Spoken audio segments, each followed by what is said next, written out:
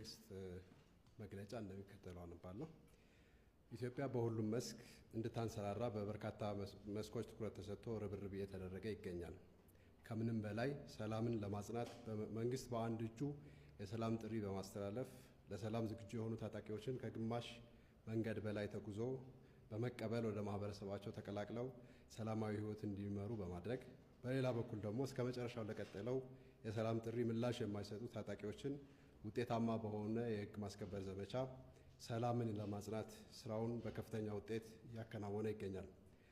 ከዚህም ባሻገር ሰላምን በዘላቂነት ለማጽናት ዋነኛው መንገድ ዘላቂ ልማት፣ ምርታማነት እና ስራ ፈጠራን እያረጋገጡ መሄድ በመሆኑ በሁሉም የኢኮኖሚ መስኮች ትኩረት ሰጥቶ እየሰራ በርካታ ውጤቶችንም እያስመዘገበ ይገኛል። በተለይም የትኩረት መስክ ተብለው በተመረጡት የግብርና፣ ማኑፋክቸሪንግ፣ ማዕድን፣ ቱሪዝም እና ዲጂታል ኢኮኖሚ መስኮች ሰፋፊ ውጤቶች ተገኝተዋል። በግብርና መስክ መንግስት በኢኮኖሚ መርታ እንዲመጣ ከፍተኛ ትኩረት ሰጥቶ ከሚሰራባቸው ተግባራት አንዱ ግብርና ነው።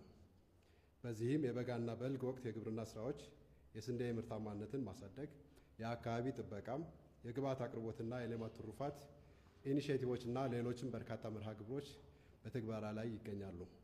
እነዚህ በርካታ ስራዎች መካከል ዋና ዋናዎቹን ለመጥቀስ ያህል የበጋና የበልግ የግብርና ስራዎች አንጻር በ2017 ዓ.ም የምርት ዘመን መንግስት የምግብ ሉዓላዊነትን ለማረጋገጥ በትኩረት በሰራበት የበጋ መስኖ ስንዴ የተሻለ እምርታ አሳይቷል። በተለይ የውሃ አማራጮችን አሟጦ በመጠቀም የምግብ ዋስትናን ከማረጋገጥ ባለፈ ስንዴን ከራስ አልፎ ለውጭ ገበያ ለማቅረብ የሚያስችል እቅድ ፈጥሯል። በተያዘው በጀት ዓመት ለበጋ ስንዴ 4.2 ሚሊዮን ሄክታር መሬት የለማ ሲሆን ከዚህ ውስጥ 3.4 ሚሊዮን ሄክታር መሬት በዘር በመሸፈን ከ66 ሚሊዮን ኩንታል በላይ ምርት መሰብሰብ ተችሏል።